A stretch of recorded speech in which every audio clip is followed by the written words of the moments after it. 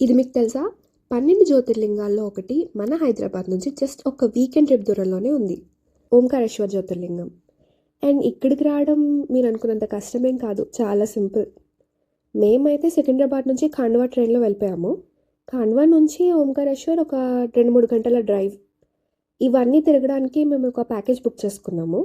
కానీ ఆ ప్యాకేజ్ మా పీకలు చుట్టుకుంటుంది అని అక్కడికి వెళ్తే కానీ తెలియలేదు. అదొక పెద్ద పంచాయతీ. ఆ పంచాయతీ మొత్తం తెలియాలి అంటే టీ అని కామెంట్ చేయండి. I'll spill everything. ఎనీవేస్ మేము హోటల్ రీచ్ అయ్యేసరికి మధ్యాహ్నం 1:30 అయింది. తర్వాత లంచ్ చేసేసి ఫ్రెష్ అయ్యి స్ట్రైట్గా మామలేశ్వర జ్యోతిర్లింగం చూడడానికి వెళ్ళిపోయాం. అదేంటి ఓంకారేశ్వర జ్యోతిర్లింగం అనింది కదా, మళ్ళీ మామలేశ్వర్ ఇక్కడి నుంచి వచ్చింది అనుకుంటున్నారా? పురాణాల బట్టి వింధ్య పర్వతాల దేవుడు వింధ్య తన పాపాలన్నీ పోగొట్టుకోవాలని ఓంకారం ప్యాటర్న్లో ఒక స్ట్రక్చర్ తయారు చేశారంట. అదే కాకుండా తన ప్యూర్ భక్తి చూపించుకోవడానికి మట్టితో ఒక శివలింగం తయారు చేశారంట.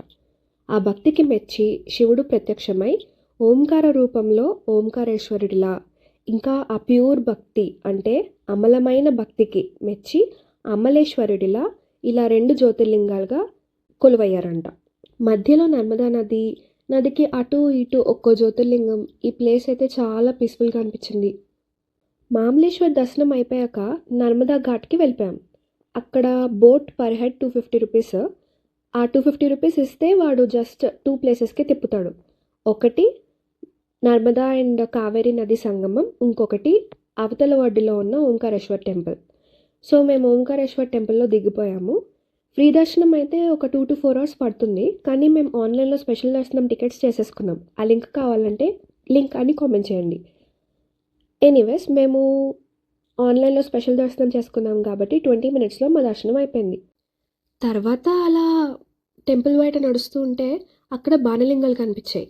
ఈ బాణలింగాలు నర్మదా రివర్ బెడ్ పైన ఉండే శాలిగ్రామాలంట. రౌండ్గా ఎగ్ షేప్లో క్యూట్గా ఉంటాయి. ఇవి సాక్షాత్ జ్యోతిర్లింగం అంత పవర్ఫుల్ అని లోకల్స్ చెప్పారు.